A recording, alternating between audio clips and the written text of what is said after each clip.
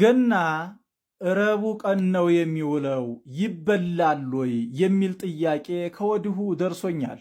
ይህንን ጥያቄ እንግዲህ ያው በመጽሐፍ ላይ ተመልሷል። ነገር ግን ከመጽሐፉ ጋር ላልተገናኙ እህቶቻችንና ወንድሞቻችን፣ አባቶቻችንና እናቶቻችን መልስ ለመስጠት መጥቻለሁ። ለሁሉም ሰው እንዲዳረስ ሸር፣ ኮፒ ሊንክ በማድረግ ፎሎ በማድረግ የበኩላችሁን ድርሻ ተወጡ። 10 ጊዜ ኮፒ ሊንክ በማድረግ ለሁሉም ሰው አዳርሱት።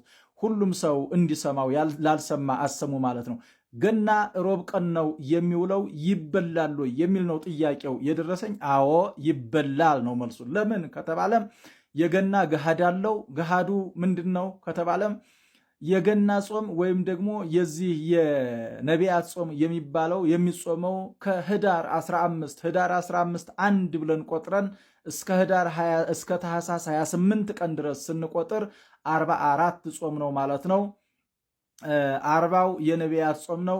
3ቱ ደግሞ የአብሳሪ፣ የመበስር፣ የተበሳሪ ተብሎ 3ቱ ተይዟል።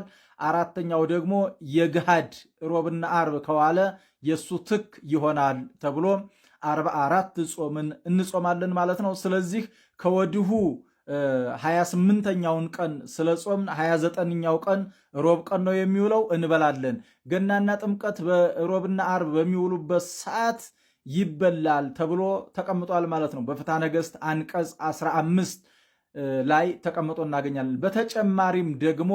በተጨማሪም ደግሞ በዓለ ሐምሳ ረቡዕ አርብ ሳይባል ይበላል። ለምን ከተባለ እንደ አንዲት ሰንበት ስለሚቆጠር 50ው ቀን ረቡዕ አርብ የለም ይበላል ማለት ነው። እና ስለዚህ ጠያቂዎች ሳትጨነቁ ለጎረቤቶቻችሁ ላልሰሙ ሁሉ የዚህ ግንዛቤው ለሌላቸው ሁሉ ይበላል ፍትሐ ነገሥት አንቀጽ 15 ላይ ተፈቅዷል ብላችሁ ንገሯቸው።